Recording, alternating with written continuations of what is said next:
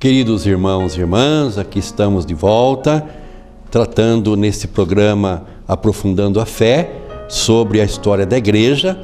Nós nos empolgamos ao falar ontem de Pentecostes e precisamos hoje implementar melhor esta argumentação sobre Pentecostes, que é um evento muito importante, porque nele nós temos o nascimento da nossa igreja. Como concluímos ontem a nossa fala, a Páscoa, a festa judaica da Páscoa, você pode imaginar o dia 12 de outubro em Aparecida do Norte.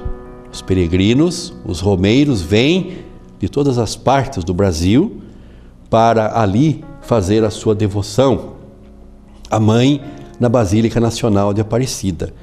Jerusalém, na festa da Páscoa, fervilhava multidões, milhares de judeus que ali estavam concentrados no templo para a festa da Páscoa. E nós dizíamos que muitos deles, por esse ir e vir nas festas de Jerusalém, no templo, já haviam conhecido Jesus Cristo, ouvido falar dele, haviam sido, por assim dizer, tocados pela graça de Deus, e agora em Pentecostes vão querer saber aonde estão os seguidores de Jesus. Onde eles estavam? No mesmo lugar onde haviam tomado a ceia. O texto fala que estavam reunidos com as portas fechadas por medo dos judeus. Ali, meus irmãos, eles se reuniram por alguns dias e semanas antes do evento de Pentecostes, nessas condições. Lucas não está se referindo aí, quando diz que eles estavam com as portas fechadas, não está se referindo a uma celebração em especial, mas a todas que se seguiram antes de Pentecostes. Havia medo, havia insegurança, o clima em Jerusalém era apreensivo. Nós estamos vivendo, os cristãos do Oriente Médio, do Irã, estão vivendo este clima apreensivo, escondidos nas aldeias, nos vilarejos, com medo dos muçulmanos, de uma corrente mais radical que os está martirizando e levando à morte centenas de pessoas, de comunidades naquela região. Aquele clima de pânico, de insegurança, de medo, de terror, também estava presente entre a primeira comunidade, a igreja primitiva, a igreja mãe, a igreja dos apóstolos, ali em Jerusalém. Estavam ali com as portas fechadas. Claro que também esta porta fechada, ela vai evidenciar um fato. Jesus agora se apresenta no meio deles como ressuscitado. Na visão de João, que é assim, né? Não há necessidade de Jesus utilizar as portas, né? Aqui, em Pentecostes, Lucas usando então os elementos teofânicos, como nós falávamos ontem. Línguas de fogo desceram sobre ele. O que é o fogo? Fogo na Escritura é um elemento purificador. Mas ele tem também duas visões, né? Na mitologia, na tradição, começou-se a falar que o inferno é um fogo que se queima sem se consumir. Mas também a sarça ardente, quando Deus se revela a Moisés, né? É um fogo que se come, que se acende sem consumir a sarça ardente. Então o fogo, do modo como estamos vendo em Lucas aqui, é o fogo que dá força, é o fogo purificador. O que ele fez?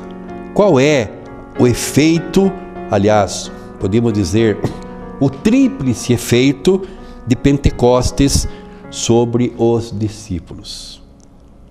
Falaram em outras línguas, e aqui, para Lucas, é muito forte o caráter universal da salvação.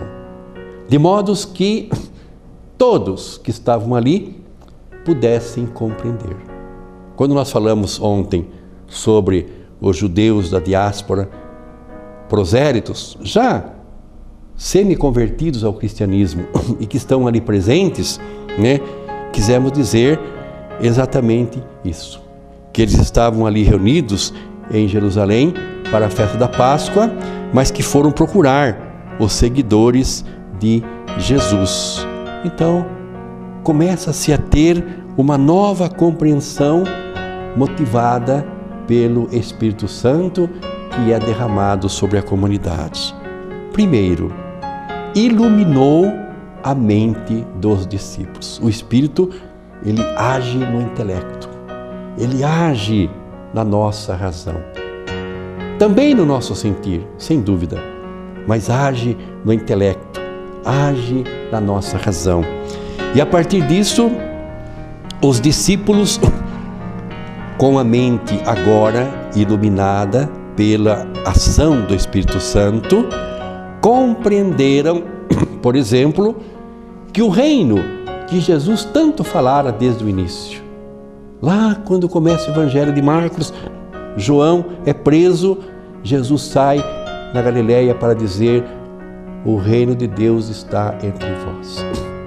Este reino que Jesus falou durante os seus 3 anos de ministério, na vida pública, os discípulos tinham uma compreensão equivocada do reino de Deus.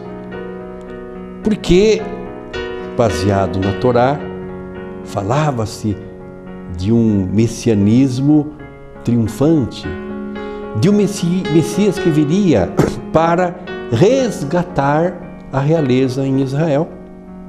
Era essa a visão que o povo tinha, era essa a visão que as autoridades de Israel, do povo de Israel, do povo judeu, também tinha. O Messias triunfante, o Messias que iria entrar em Jerusalém, destituir com o seu poder divino do poder os romanos e restaurar a realeza em Israel. Por isso que Jesus está ligado com a dinastia de Davi. Ele é descendente de Davi. Davi foi o rei mais poderoso de todo o Oriente Médio. Ele unificou os 2 reinos. Ele tinha um grupo de rebeldes a princípio, depois foi feito rei e é muito grande a sua fama na Sagrada Escritura, né? Então, comparava-se para o povo judeu, era preciso um rei como Davi, igual ou melhor que ele. E as expectativas messiânicas eram nesse sentido de que o Messias fosse ainda mais forte, mais poderoso que o rei Davi. Aqui nós podemos imaginar, irmãos, a estranheza dos discípulos. Nós podemos imaginar a decepção dos discípulos, né? O quadro sombrio que tomou conta do grupo quando Jesus começava a falar da sua paixão, da sua morte. Aliás, no diálogo com Pedro, em Cesareia de Filipe, nós vemos muito isso. Depois de Pedro ter professado em nome do grupo a fé no Cristo que é o Messias, quando Jesus fala que vai a Jerusalém para ser entregue nas mãos dos seus algozes e que lá ele vai morrer, mas vai ressuscitar ao 3º dia, Pedro vai dizer: Deus não permita tal coisa, Senhor. Aí ele vai chamar Pedro de Satanás. Pedra de tropeço, afaste de mim, Satanás, porque não pensas as coisas de Deus. Olha que interessante. Agora, em Pentecostes, depois de toda esta catequese de 3 anos com Jesus, o Espírito vai iluminar a mente dos discípulos. Cabe aqui uma reflexão bastante oportuna. Sempre que Jesus faz referência ao Espírito Paráclito, aí no caso, um termo relacionado com advogado de defesa, mas sempre que Jesus fala do Espírito Santo aos apóstolos, ele vai dizer: Ele vos recordará de tudo quanto vos ensinei. O Espírito Santo, meus irmãos, não revela nada que não esteja relacionado a Jesus Cristo, à sua missão salvífica, aos seus ensinamentos, à sua pregação. O que o Espírito Santo faz? Ele atualiza a boa nova cristã no mundo de hoje. E isso é preciso. Nós não podemos anunciar, falar do Evangelho usando o mesmo método dos anos 30, dos anos 40, ou da Idade Média, ou lá da Idade mais antiga. Os tempos são outros, o contexto é um outro, e o Espírito Santo nos ajuda a atualizar para falarmos sobre Jesus Cristo. Jesus Cristo e depois os seus apóstolos, que é a base da nossa igreja, a tradição apostólica, nunca sentou-se numa poltrona como estou aqui, diante de uma câmera, para falar com os telespectadores. Não, Não tinha. Isto é um método, uma ferramenta que a pós-modernidade disponibiliza, tanto para o bem como para o mal. A internet, a TV a cabo, são mecanismos, as redes sociais, são mecanismos que nos ajudam a facilitar o anúncio da Boa Nova, de modos que, falando da doutrina do apóstolo, falando do Evangelho de Cristo como ele foi anunciado, nós temos novos métodos para evangelizar, e a igreja trabalha muito em cima disso a partir do documento de Aparecida. Então os apóstolos compreendem que não se trata de um reino político, mas de um reino espiritual. O cenário do Novo Testamento é o mesmo do Antigo Testamento. Porém, quando se fala em reino, lá no Antigo Testamento era prefigurado por Javé, o Senhor dos Exércitos. Falar de reino, imaginava-se um rei, imaginava-se um palácio, imaginava-se a corte palaciana, o exército, poder bélico, Agora, no Novo Testamento, este reino é espiritual. Este reino está dentro. Quando Jesus fala, logo após a prisão de João, o reino de Deus já está entre vós, não é que o reino está no espaço, no espaço físico, mas ele está dentro do coração dos seus seguidores, daqueles que o acolherem. Então, eles vão compreender que se trata de um reino espiritual e que eles deveriam estar totalmente na dependência do Espírito Santo.